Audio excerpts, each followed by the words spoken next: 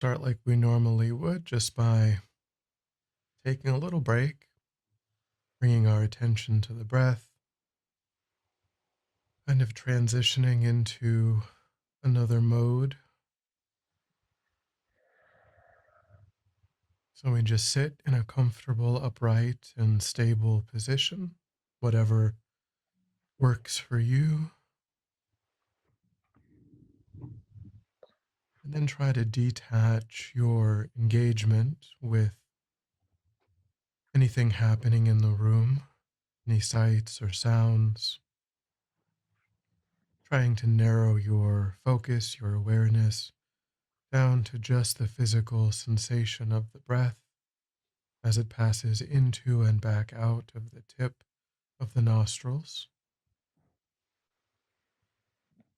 Letting go also of mental objects, memories or plans, anything related to the past or the future. So just trying to bring your awareness into the present by using the sensation of the breath as an anchor.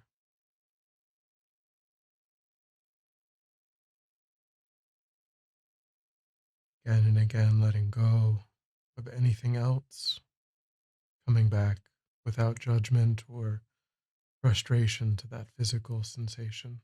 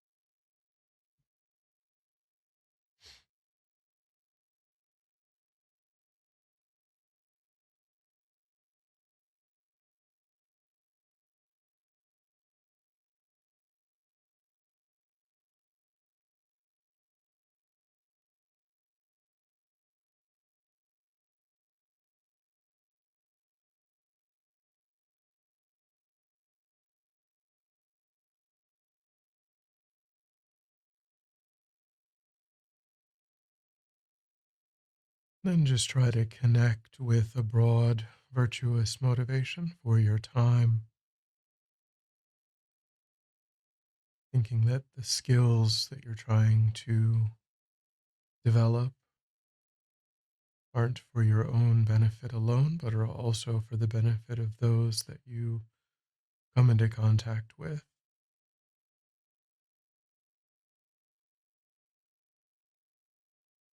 Bringing their interests to mind as we establish our purpose.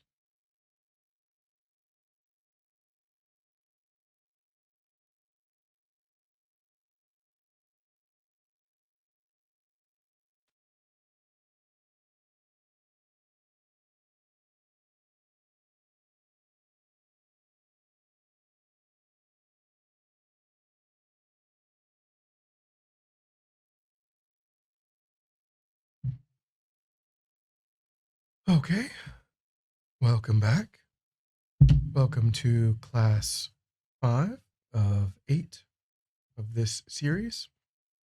There generally haven't been questions that people have come in with from the prior class or from their sort of thinking about it over the past week, but I do always like to start by checking in on that, and just if anyone did um, have something that was at the forefront that they wanted to ask, we can start with anything like that.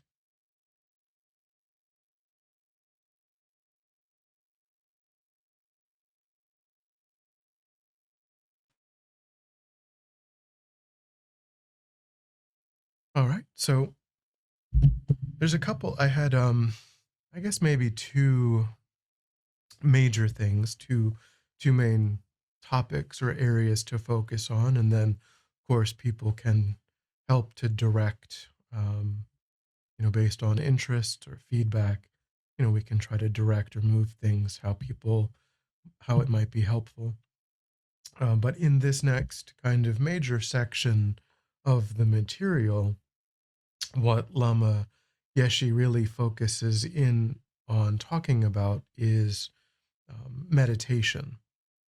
So there is, I believe that Tibetan Buddhism has just recently started Meditation 101. So that would be if people are, we may be touching on or looking at a couple of the things that may also come up there, but that's really probably the best place if people really wanted to have a more concentrated um, course in what we might start touching on. That would probably be the place to go for that. And then so that will be a main focus, talking about really expanding on what we were talking about last week, the idea of awareness and transformation, being how that is the real emphasis of what is going to come up again and again, in terms of trying to look at our tendencies and how do we cultivate tendencies that are more in line with um, a realistic approach and that are more conducive to just cultivating, fostering a greater sense of ease and contentment and peace within ourselves. So that's sort of building upon those ideas, and how meditation really is the main vehicle from this perspective, the main vehicle for accomplishing that. And the other thing that we'll look at is motivation, which is another huge topic in Buddhism, and it's really, um, in terms of this idea of having a more meaningful life and looking at, we've talked about the idea of, well, what are the antidotes? What are the practical or implementable approaches to reducing these exaggerated states that we are subject to? So we'll look at motivation in that context, and how we can apply that in that context. So what Lama Yeshe starts to point out here, first thing that he says, here he uses the word liberate, but to liberate yourself, you must know yourself. So, of course, liberation can have, again, more technical meanings in Buddhism than is the focus of the course. But we can say, in a general way, of course, we can talk about, just broadly speaking, these tendencies, these habits that we have where we tend to over exaggerate. And he says that, so here he's talking about watching the arising of our internal states. And he says that this is more interesting, and what this was also echoed by other teachers that I've come across, where they say that one of the obstacles in a way to meditation, is the perception that we have that it's kind of dull, that it's kind of boring, um, and that it's, in a way, we kind of look at it as tedious. And these are expectations, or these are obstacles that we should really kind of start to investigate or question in a way, because we have to become more curious about our own mind and the workings of our own mind in order to cultivate new tendencies. So, really, if we take our mind as the object of our meditation, instead of thinking of it as this sort of tedious thing that we have to do, can we start to frame that in a way, in this sort of more of a spirit of exploration, more of a spirit of curiosity, um, where the mind kind of itself becomes endlessly interesting, endlessly fascinating, all of the things that arise, because the mind, Buddhism points out that the mind is a beginningless and endless river of mental moments, mental events. And so the stories that we tell ourselves, the process of the evolution of the mind, is really always in flux, is really always changing. Um, and so if we can start to develop, instead of kind of looking at meditation as a chore and looking at it as, it's time to do this yet again, having an attitude, trying to cultivate an attitude just in general of thinking of it as a process of inner exploration.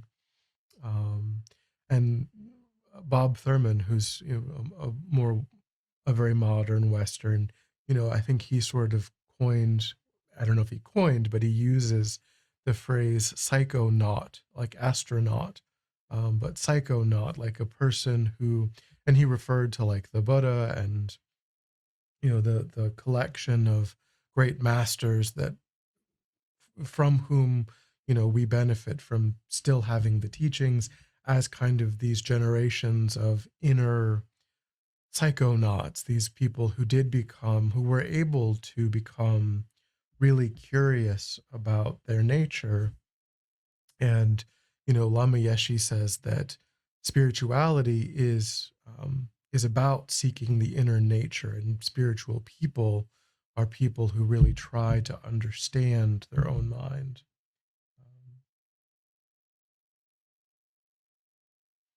So if we want to, and so what we've talked about before, and again, this is still sort of, again, that same theme of these exaggerated states, when they arise, what the trouble that we get into is when we never critically reflect, when the dominoes of those events just tip us over into an action, and there's never that introspective awareness. And so here, this is the result of not questioning and not sort of saying, oh, I wonder why that thought is there. I wonder why, what is the root of that agitation that's in the mind?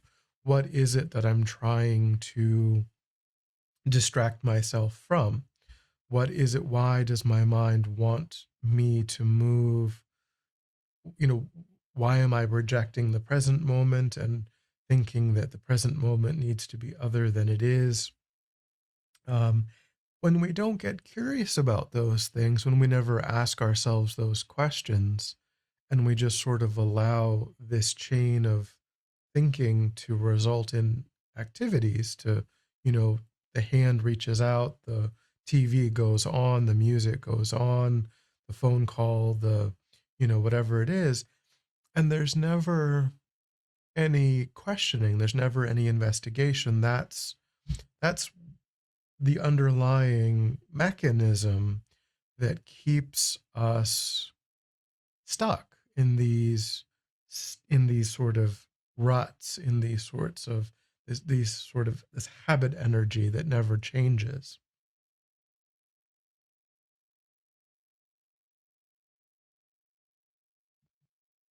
So, what he's saying here is that when we can start to foster a difference, when we can start to foster that sense of exploration and that sense of curiosity, it's a meditation practice ultimately that um, will give us that greater sense of spaciousness. Um, um, he says that um, as soon as you start accepting yourself as you are, you begin to transform. But even so, be aware of areas of unskillfulness, room for growth. In a reasonable way, bring your good qualities to mind and try to develop a positive attitude toward your life. With this as your foundation, you will be more successful, more positive, and more realistic. This will lead to spiritual growth. So, our meditation practice is a way of looking at those unskillful tendencies and habits, and also the ones growing. Venerable Rabina might say, growing all the good things and then pulling up all the weeds. It's the process of focusing on and encouraging and developing the habits that are constructive, but then also at the same time recognizing that that there are tendencies and habits that may not be leading us in the direction that we want to go. And if we start to bringing awareness to that, we can transform those tendencies in ways that ultimately will end up being more productive and more in line with what we hope for ourselves.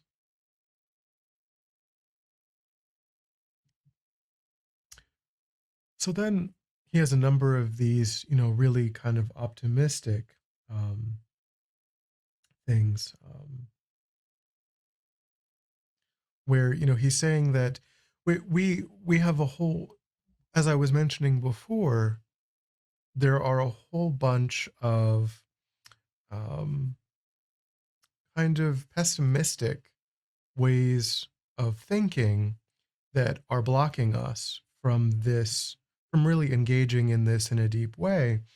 And one of them is kind of, and this is something that Lama Yeshe addresses, over and over again from a variety of different angles, is that we kind of feel like, well, it's too big, there's too much, it's too, I waited too long, um, there's no, it's too overwhelming, there's too many, and that's also because, or in part because, when we start learning about philosophy and meditation, there's so many different practices, there's so many different uh, things that we can start to implement. We can get overwhelmed, but what he's pointing out is that whenever we start, it's always a good time to just start, and that no matter what has happened or what, we can always begin the process, and then we can just try to be content with whatever progress or whatever effort we can bring to bear, regardless of when that is. Um, so in a way, we're kind of giving ourselves, in a way, the ego. I kind of feel like, the ego, or this sort of narrow self concern, in a way, that is the energy that's bringing up these roadblocks, and they're kind of giving us excuses, kind of giving us, it's sort of this path of least resistance that is bringing to mind these roadblocks, one of which is, well, it's boring, it's tedious, another one of which is, well, it's too difficult, it's too overwhelming. And so we have to really argue against that if we're going to start to really get in touch with these new tendencies, these new habits.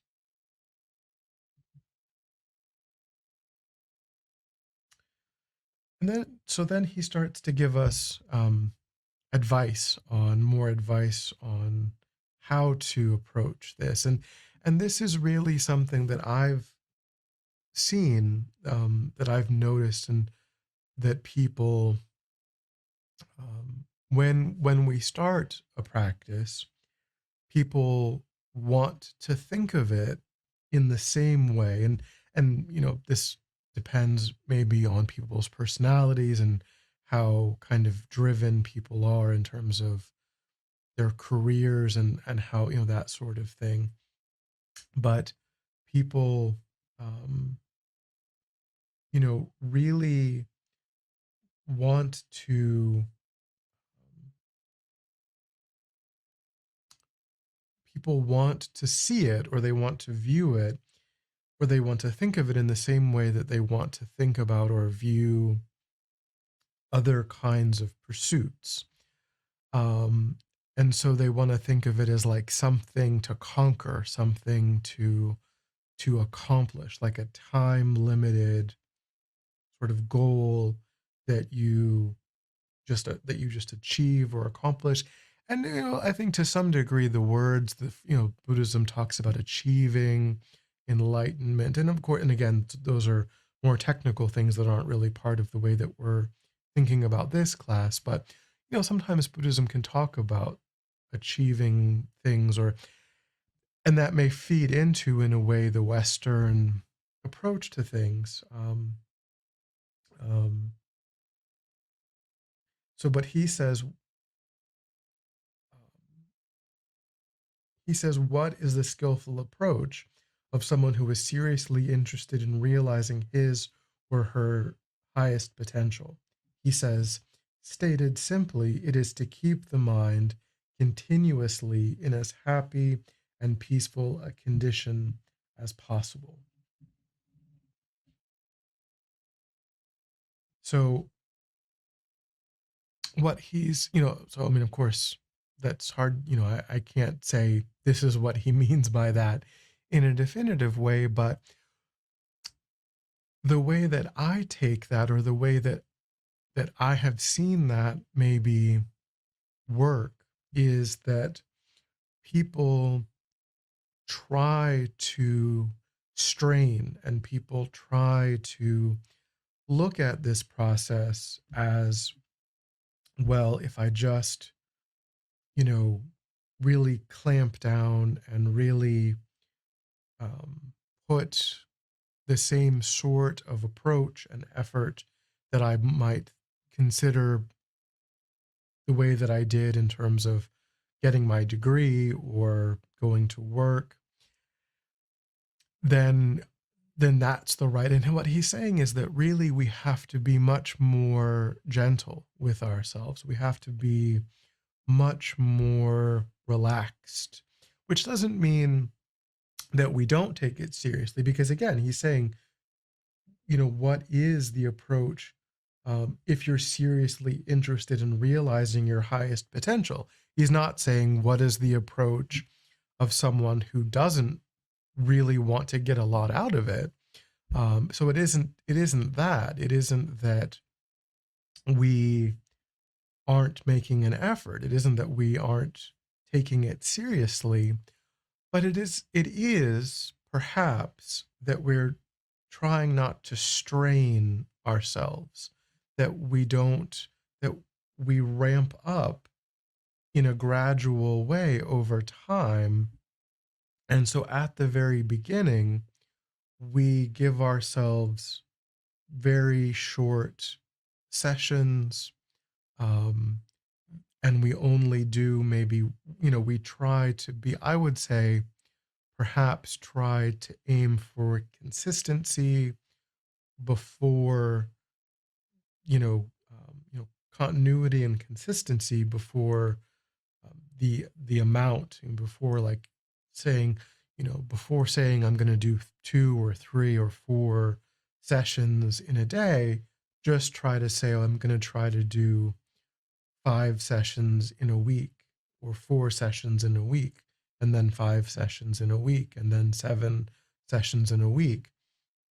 And really not until a person is able to get to 7 sessions, you know, every day, for a week for maybe 2 months, then building upon that kind of consistency, that kind of, um, you know, consistency, then start adding in 2 sessions, maybe 2 or 3 times a week. So it's really about very gradually, very patiently building up our capacity over time, um, and not, not biting off more than we can chew, because then we just sort of get burned out. And again, that feeds into those those mistaken ideas of, well, this is boring and tedious, and also that it's just too much for me to handle, and so I'm going to just give it up completely. If we burn out, then we'll just abandon the whole process. Any thoughts or questions so far about anything, or do people want to focus or move in any particular direction?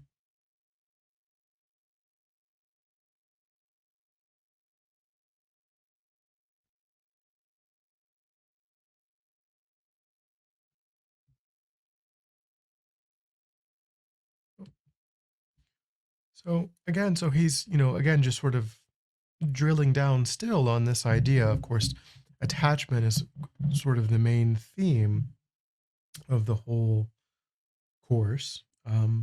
But, he's saying that, the solution then, from the Buddhist perspective, there is, I would say, and I may have used this phrase before, but I would say that our entire life can be thought of as formal practice and informal practice. And that formal practice is the half an hour, and maybe eventually at some point 2, 3 hours, um, of either study or meditation that we do in a day. And then informal practice is the other 16, 18 hours that we're awake and that we're engaging and making decisions, and relating to other sentient beings. Um, I don't know if you want to expand. There was a statement. I don't know if, somebody wants to expand on that, but you you may if you would like.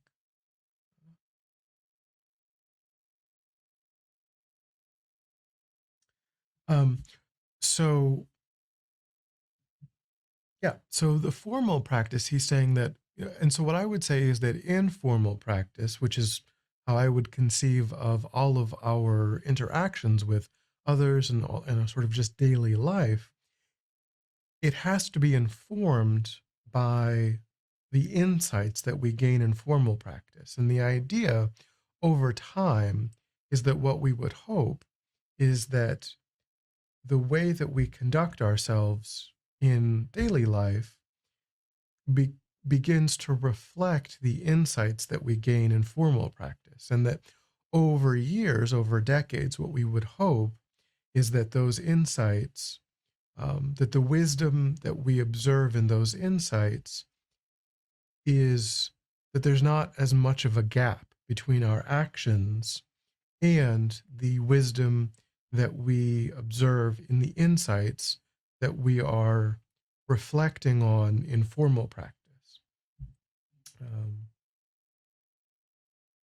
he says, Lama Yeshe says, we cannot hope to attain our goal of happiness by making ourselves more and more miserable through ascetic practice or self hatred. He says, this is contrary to the way things work.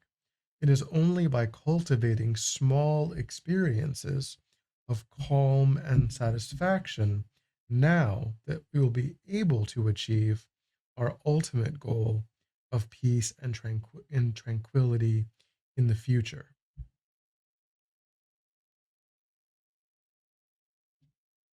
So that's really, he's saying that or I take this to mean that as we develop a meditation practice, as we develop the skill and the habit of meditation, and meditation can be described as intentionally setting the mind on a virtuous object and trying to hold the mind on a virtuous object, then we start to have, as he's saying, we start to have these small moments of a greater, we start to tap into something beyond that very, very surface level of our coarsest level of mind, the sort of the level of mind that we are most familiar with in daily life. Through cultivating a meditation practice, we have these moments of greater calm, greater peace of mind, greater spaciousness. And we start to recognize that when I put the mind on a virtuous object like compassion or love or generosity, that there's a sense of ease. There's a sense of, because what Buddhism ultimately is pointing out um, is that those more expansive states of mind where we're relating to others out of uh, out of a concern for their needs rather than feeding into just our own thoughts and our own projections. Um, that by itself is more peaceful. That by itself is calmer, more enjoyable, more at ease, um, and that it is these moments that we where we intentionally cultivate that familiarity, that's the mechanism through which we eventually really transform the mind. And that there really is no other mechanism. There's really no other vehicle for these very deep states of transformation other than gradually over time putting the mind on virtuous objects, trying to hold the mind to the virtuous object, and then getting better and better at doing that. Um,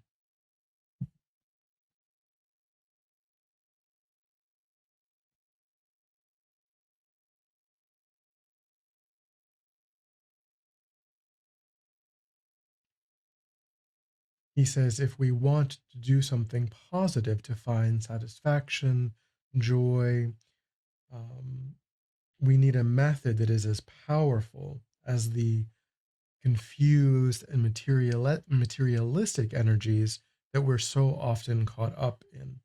And he says that we need something active, something powerful, something direct. And so he's saying that that is the process of meditation, the process of becoming familiar with the mind.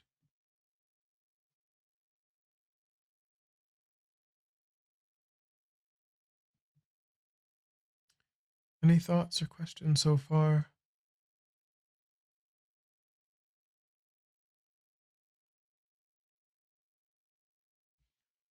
So, this next idea, um,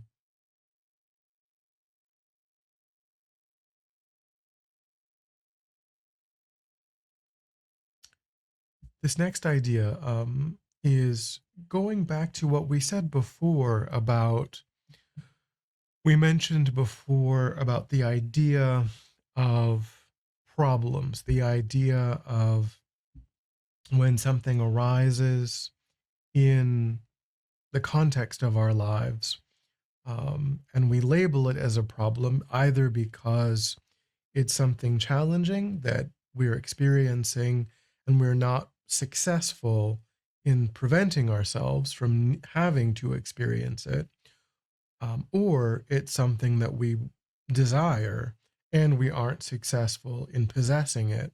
Those are the two circumstances that are driven by this mind that exaggerates, that then result in causing us to say that I'm experiencing what I would label as a problem.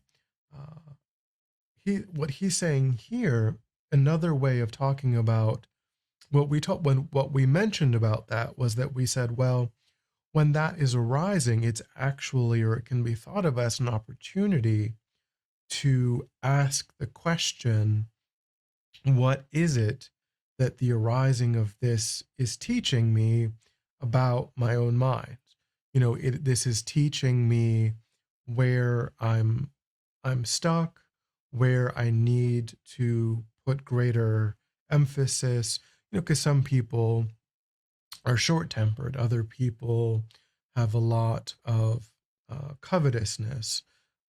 So people are different and we struggle with different things. And so when we start to observe um,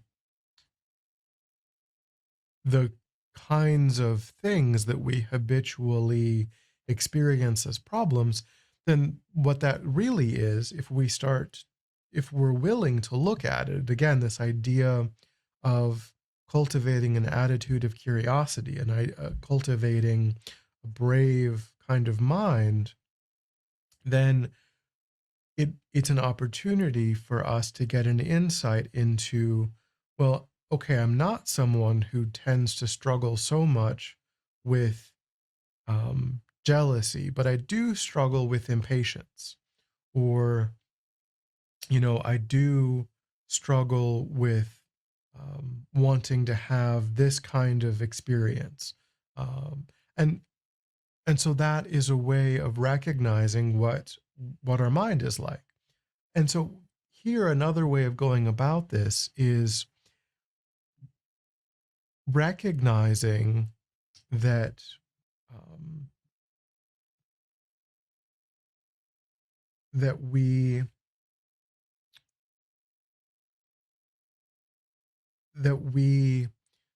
can understand this as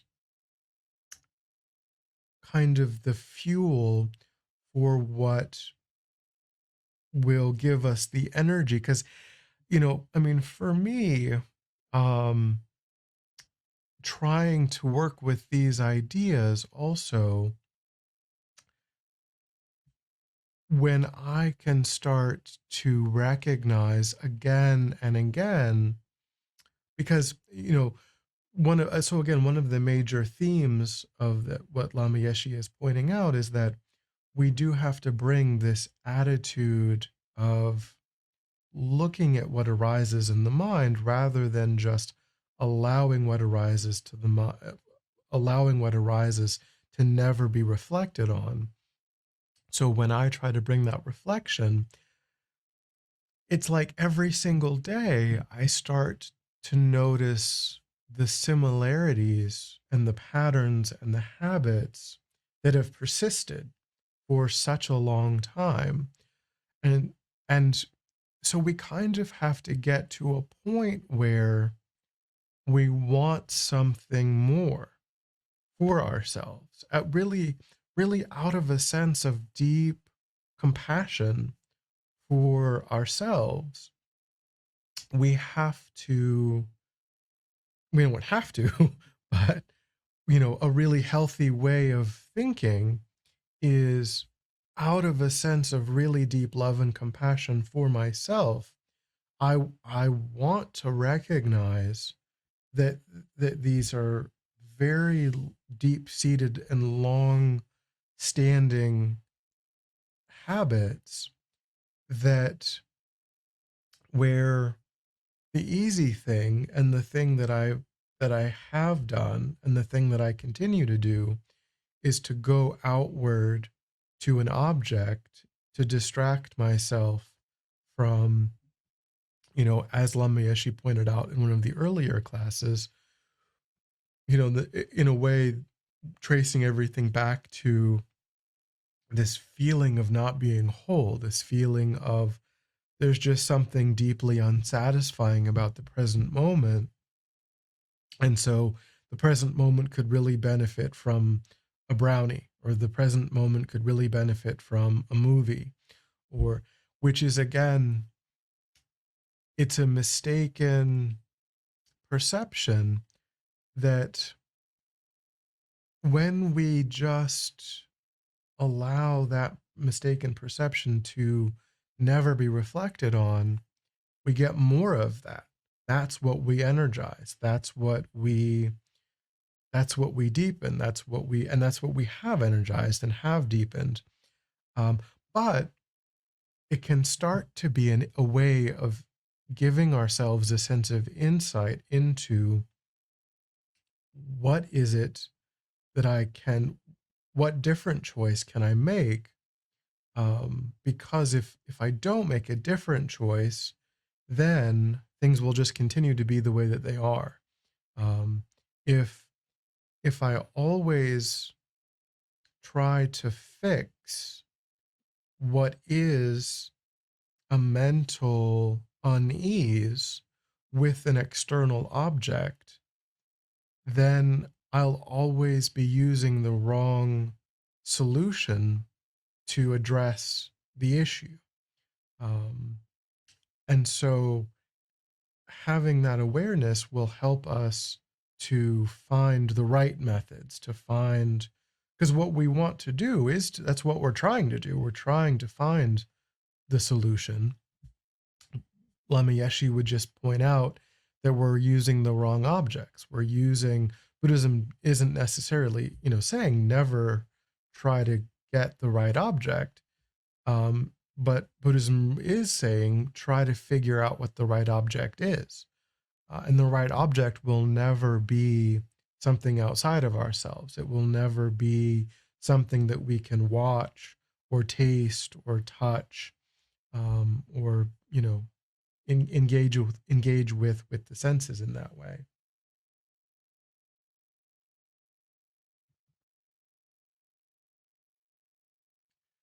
So again, um, in keeping in line with these really sort of inspiring ways of that he's trying to help us to understand this. Again, to argue against those negative, pessimistic minds that we have. Um, he's saying we sort of prejudge the process, and we sort of, and in a way, and again, this goes back to even again this materialistic way of thinking. We kind of think, well, the results are only going to be this much, and there's so much more to go, and all of these things. But he's saying that again, that's really just the mind putting up these roadblocks that aren't based in reality. We don't know. Oh, sorry, did not mean to do that. We don't know what we're capable of. We don't know. Buddhism would suggest we don't know what we've done in past lives. We don't know what our karmic predispositions are like. So we don't know when we start meditating. We don't know what kind of karmic potentials we might activate based on previous lives and all of that. So, that's one way of thinking. But also the mind is just the general ideas that are in Buddhism about the nature of the mind and how the mind is a formless energy that's capable. Buddhism suggests that the mind is capable of things that you don't find presented in really any other spiritual tradition. It isn't that all that we're capable of doing is getting reborn in a really nice place forever. We're actually capable of completely freeing the mind from all of the limitations that are currently part of our experience. And again, that's not really there's other classes at Tibetan Ling that are more well suited to that sort of more formal practice. But you know, it is really helpful, I think, to understand that the limited and materialistic ways that we have of thinking really are stumbling blocks, and that don't accord with what our mind really is capable of. Any thoughts or questions so far?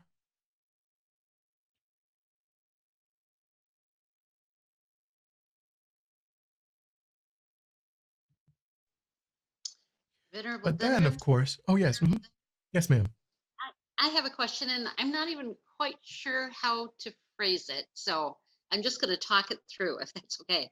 You were referencing that, we will reach for a brownie, we will go to a movie, we will do all of these things to feel a lacking or feel a void that is within us that we're not in touch with. Am I understanding that correctly? So how can I go to a movie? Do you know what I'm saying? And just enjoy, all the sense objects we use to fill that gap.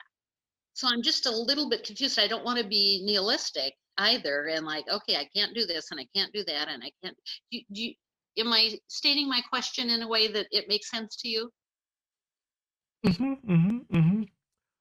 So I think that there are a lot of different ways of looking at that. Ultimately, what we this is, of course, it is a slow process. As I mentioned, before, Buddhism doesn't have any really instant fixes or quick solutions to things. Um, but it's also the case that it isn't about doing or not doing or having or not having, but the what ultimately, when we start to implement and when we start to make progress on these inner solutions, then the actual neediness, the kind of grasping itself, will spontaneously be reduced because we are replacing a mistaken solution with the real solution. Um, but we shouldn't be beating ourselves up or, thinking, because again, this is sort of like going directly into what these next ideas here are, where he says there's no such thing as instant mental control, and you can never force your internal world to change. Kind of these next ideas kind of do directly relate to your question, um, because we we're not going to tomorrow be able to be a person who doesn't have that sense of wanting to improve the present moment. What we can what we can do is embark on a process that reduces that clinging impulse over a period of time. So, but it, and in a way, it starts with, and I think it's largely also about, um, that, again, that sense of curiosity and that sense of investigation of, when I have this thought of wanting to engage in this object, it isn't about saying, well, no, I can't. That's wrong of me, or I shouldn't, or I'm not going to, or I'm just gonna sit in a sense of deprivation, or I'm going to sit in a sense of, um, but trying to bring a sense of awareness to what is it that, um, that is going to give me? What is it? Um, and then trying to think about, okay, this isn't a new impulse. This isn't, I've done all of these things before. I want to do them again. And so when we think about all of the movies that we've watched, all of the, sugary, fatty, salty foods that our brains are kind of hardwired to want to bring into our experience. And it's again, it's about today still that impulse is there, but what is it that that impulse has brought me so far? Um, what is it? And so it's then we're more balanced. And then so it isn't to say that we won't do those things, but maybe, of course, now um, people aren't doing group activities and so much right now. But in a way, when we go to the movie, let's say, um, can can we make it more about sharing an experience with other people than about trying to escape from something unpleasant? Can we try to find um, and if we want to eat something that's not the healthiest thing, it doesn't mean that we won't ever, but that we won't ever do that ever again. But the more wisdom that we can bring to that experience, the more limited we can start to recognize that that is the more limited solution that we can, and then we can start to ask ourselves, okay, well, what what's a better solution? When that impulse arises, maybe sometimes I don't follow that impulse to, you know, perhaps I can find a way to transform it into a way of connecting with other people and deepening my sense of community and that, and so that would be wonderful if I could do it in that way. Um, but if I can just think about it before I do it and then start to have a sense of investigation and a sense of curiosity, perhaps some other idea will arise in my mind. Buddhism might suggest that really just meditating might be a better, it might be more pleasant. It might be more enjoyable. It might be more peaceful. It might bring a greater sense of, because if the mind is agitated, or if the mind then, certainly Buddhism isn't suggesting to just be miserable and just be agitated, but perhaps 10 minutes of loving kindness meditation, we could try that. We could just give that a shot.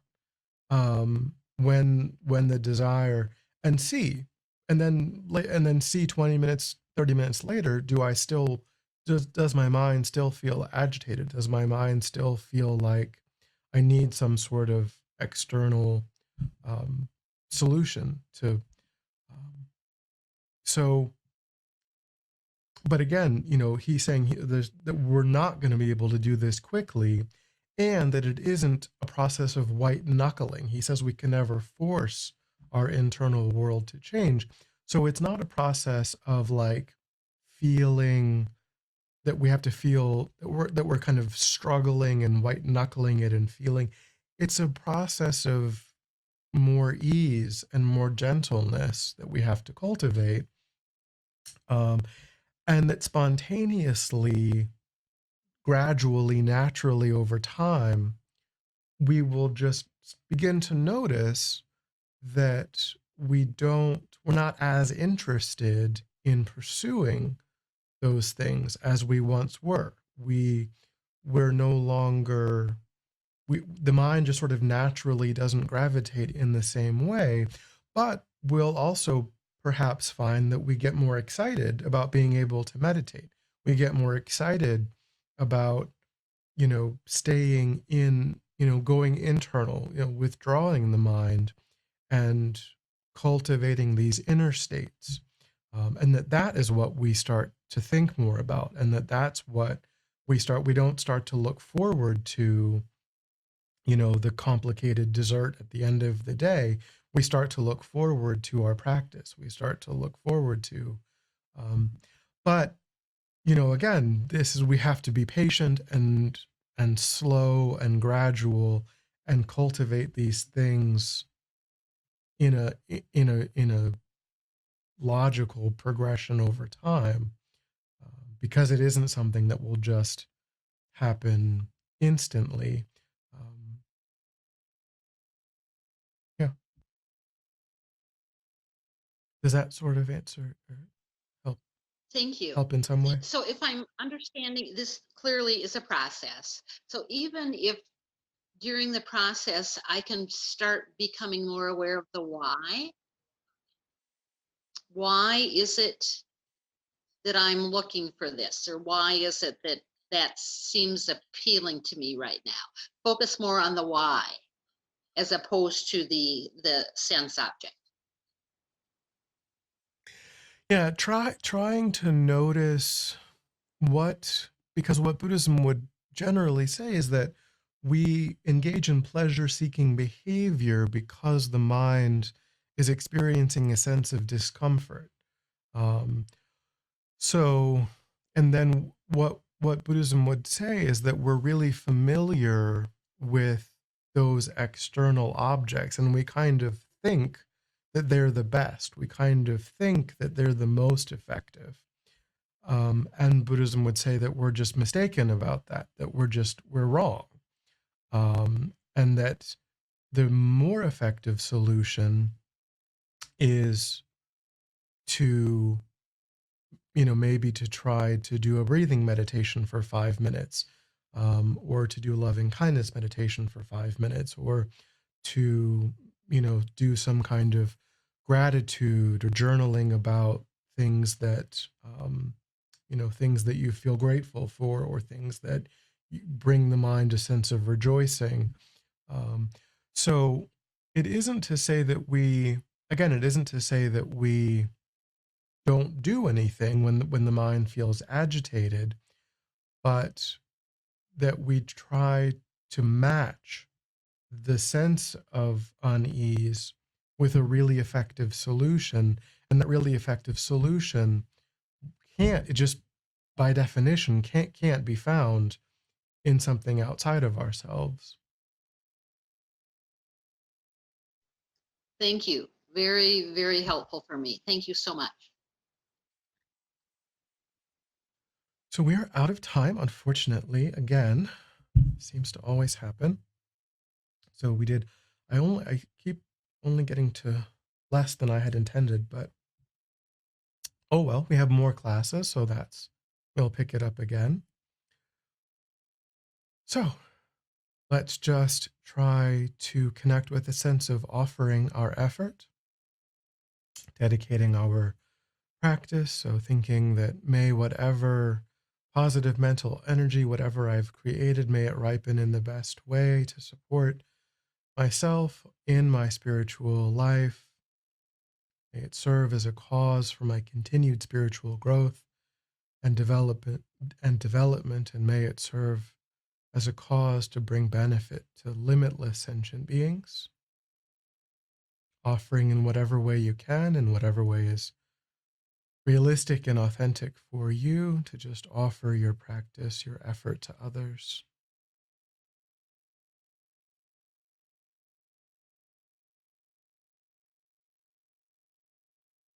Just totally letting it go and releasing.